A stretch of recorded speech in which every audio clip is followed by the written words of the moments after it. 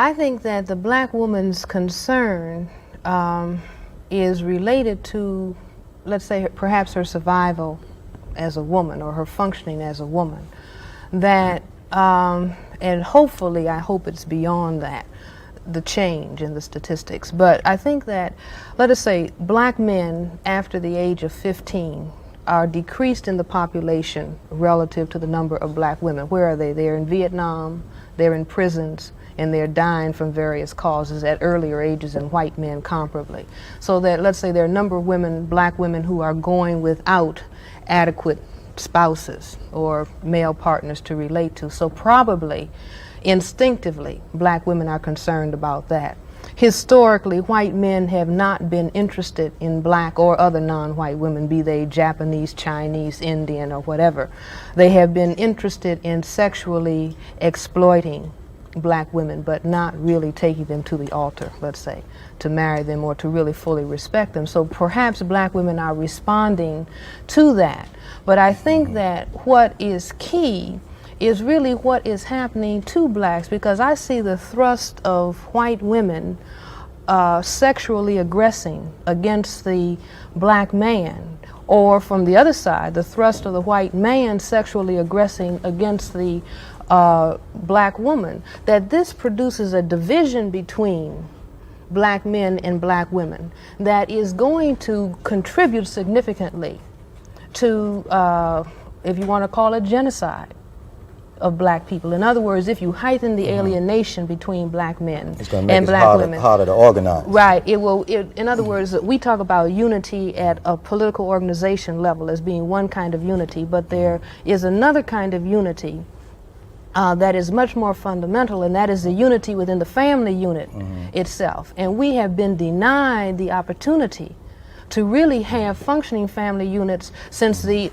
the really onset of white supremacy. Let me ask one question. Let's talk about the contemporary family unit of a interracial couple in today's American society.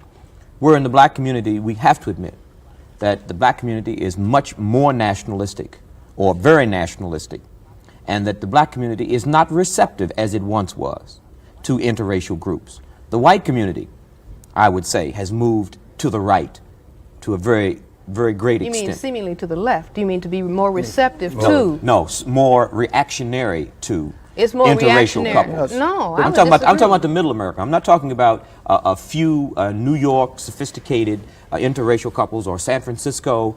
These, I think, are just islands. Are surrounded by I would very disagree cautious with that, white Tony. communities. I would say that white people have moved to accept black men and white women to a greater degree than has ever been evidenced in this area of the world. And that is across the board. Then does a black man... And I would say that there's a reason for this. They are being conditioned by the kinds of movies that are being made these days, where you have black men and white women engaging in sex on the screen or other kinds of relationships at the white community.